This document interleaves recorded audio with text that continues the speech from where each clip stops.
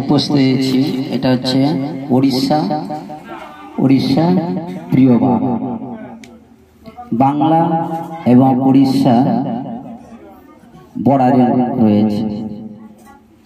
তাই আমরা উড়িষ্যায় এসেছি শ্রীমৎ জয়প্রকাশ স্বামী গুরু মহারাজের যে শেষ প্রোগ্রাম।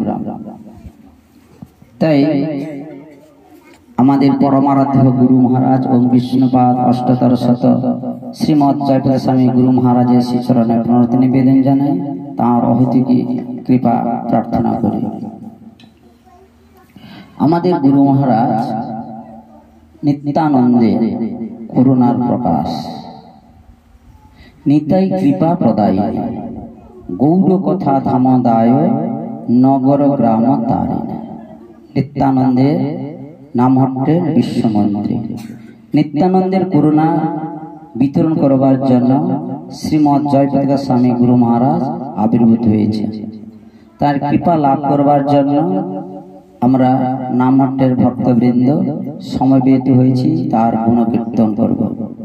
এটা সকল শিষ্য শিষ্যা, গুরু আকাঙ্ক্ষী, গুরুচরণাশ্রয়, হরিনাম দীক্ষা এবং ব্রাহ্মণ দীক্ষা যারা যেভাবে আছে, এপে যশ ভূষু ত্রিভুবনে, যে যত গুরুদেবের মহিমা প্রচার করবে সে ততই এই ভক্তি জীবনে টিকে থাকবে। এই গুরুদেব হচ্ছেন পরম বৈষ্ণব। বৈষ্ণবের কৃপা ছাড়া কে বা নিস্তার দিয়েছে বলুন? তার বৈষ্ণবের কৃপা ছাড়া নিস্তার পাইয়াছে কে বা? যেমন গুরু বৈষ্ণবের কৃপা আমাদের এই ভক্তি জীবন রয়েছে। যেদিন আমরা সাধুগুরু বৈষ্ণবের কৃপা থেকে বঞ্চিত হব, সে যে যে স্তরে থাকুক না কেন, সেখানে থাকার আর কি হবে? সেখান থেকে সে পতিত হয়ে যাবে। এই জন্য সাধুগুরু বৈষ্ণব হচ্ছেন বাঞ্ছা কল্পতরু। তিনি পতিত জীবাত্মাদের উদ্ধার করবার জন্য ভূপৃষ্ঠে অবতরণ করেন, আমাদের মতন পতিত জীবাত্মাদেরকে উদ্ধার করবার জন্য। তাই সেই পরম আরাধ্য গুরু মহারাজ শ্রী জয়প্রকাশ স্বামী তারা যে শেষ, এর জন্য যারা এটা আয়োজন করেছেন তাদেরকে আমি ধন্যবাদ জ্ঞাপন করছি। কেন যে প্রত্যেক মাসে মাসে এই যে শেষ প্রোগ্রাম যদি হয়, প্রত্যেক শিষ্য এবং শিষ্যা তারা গুরুদেবের কাছে তারা ভক্তি জীবনের কথা, তাদের সমস্যার কথা গুরুদেবকে জানাবে। আর গুরুদেব হচ্ছেন কল্পতরু, তিনি সমস্ত শিষ্য এবং শিষ্যাদের হৃদয় থেকে তাদের সেই ভাবনাগুলো দূরীভূত করবে। শুধু কেবল যে ভগবান শ্রীকৃষ্ণ হৃদয়ে থাকেন তা নয়, গুরুদেব আচার্যদেব তারা সবসময় প্রত্যেকটা শিষ্যের হৃদয়ে থেকে তাদেরকে বার্তা দেন যে তোমরা এইভাবে জীবন যাপন করো। এইভাবে যাদের হৃদয়ে বিশ্বাস আছে, দীক্ষা গ্রহণ করার উদ্দেশ্য কি? ভক্তি জীবন শুরু হলো, সেই দিন আমার ভক্তি জীবন শুরু হলো। আগে যেটা করতাম, তাহলে আগে যেটা করতাম সেটা হচ্ছে কি রকম? অনুশীলন। আর গুরুর আনুগত্যে গুরুদেবের দীক্ষা গ্রহণ করা মানে অনুশাসন মেনে চলবো। আগে অনুশাসন ছিল, এবারে গুরুত্ব সহকারে নির্দেশ পালন করতে হবে। আগে যেটা করতাম সেটা কিছু অবমাননা হতো, সেটা কিছু পালন করতাম না, কিন্তু দীক্ষা গ্রহণ করার মাধ্যমে আমি সংকল্প করলাম যে আমি গুরুদেব আপনার চরণে আশ্রয় নিয়েছি, আপনার সমস্ত নিয়ম নীতিগুলো পালন করব। এইভাবে যারা গুরুদেবের নির্দেশ পালন করে তারাই হচ্ছে শিষ্য। তাই প্রভুপাদকে একজন জিজ্ঞেস করলো, প্রভুপাদ আপনার তো অনেক শিষ্য আছে।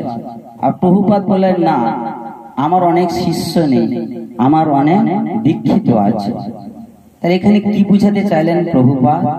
তিনি বুঝাতে চাইলেন দীক্ষা অনেকে নিতে পারে, কিন্তু অনেক শিষ্য নাও থাকতে পারে।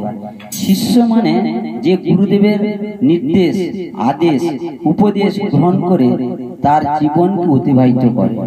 আর দীক্ষিত হচ্ছে কারা? যারা দীক্ষা গ্রহণ করে অনুশাসন মেনে চলে না। তাই আমরা শিষ্য হব না শুধু দীক্ষা গ্রহণ করে সকলের কাছে জাহির করব, সেটা তার যে যার ভাবনার উপর নির্ভর করে। আমি বললে কি আর হবে?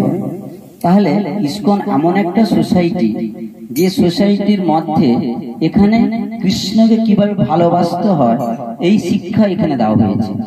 এই প্রভুপাদকে একজন প্রশ্ন করেছেন, প্রভুপাদ আপনার এই প্রচারের মূল উদ্দেশ্য কি?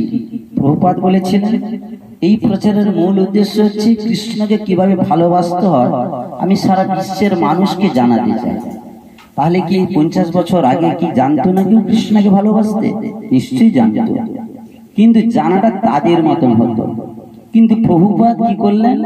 প্রভুপাদ বললেন কি এই জগতে কিভাবে কৃষ্ণকে ভালোবাসতে হয় তিনি গীতা থেকে উদ্ধৃতি দিয়ে অত্যন্ত প্রাঞ্জল ভাষায় ব্যাখ্যা দিলেন। সেখানে কি বর্ণনা করা হলো? যৎ করোসি মানে যা কিছু করবে, যৎ অশ্নাসি যা কিছু খাদ্যবস্তু গ্রহণ করবে। তাহলে দুটোই বলছি, যা কিছু করবে মানে কৃষ্ণের জন্যই করবে, যা কিছু খাদ্যবস্তু গ্রহণ করবে মানে কি করবে? যা কিছু ভগবানকে ভোগ নিবেদন করে সেটাই তোমরা প্রসাদ রূপে গ্রহণ করবে। আগেকার দিনে মানুষ বা ইস্কনে এখনো যারা দীক্ষিত বা আশ্রয় হয়নি তাদের ঘরে গোপাল আছে, রাধা কৃষ্ণ আছে, বিভিন্ন আছে, তাদের জন্য কিন্তু এইরকম ভাবে সুষম খাদ্য নেই। কার বাড়িতে নকুল দানা, শুকনো ছোলা, পচা কলা এইভাবে চলে। সকালবেলা দেওয়া হয়, সন্ধ্যার সময় সেটাকে উঠিয়ে সন্ধ্যা দেওয়া হয়। কিন্তু আমাদের ইস্কনের ভক্ত কি করে? যা কিছু খাদ্যবস্তু গ্রহণ করে আগে সেটা ভগবানকে নিবেদন করে প্রসাদ গ্রহণ করে। তাহলে প্রভুপাদ কি শিক্ষা দিলেন? নিজের শিক্ষা দিলেন না, তিনি গীতা শিক্ষা দিলেন। গীতাই ভগবান যেটা বলেছেন। ঠিক সেইভাবে আমরা যদি হিন্দু হই, অনেকেই মনে করে যে আমরা হিন্দু, কিন্তু হিন্দু শব্দটা যথাযথ নয়, কিন্তু এটা কালের পরিচালিত ভাবে আসছে। আমরা কিন্তু সকলে কিন্তু সনাতন ধর্ম,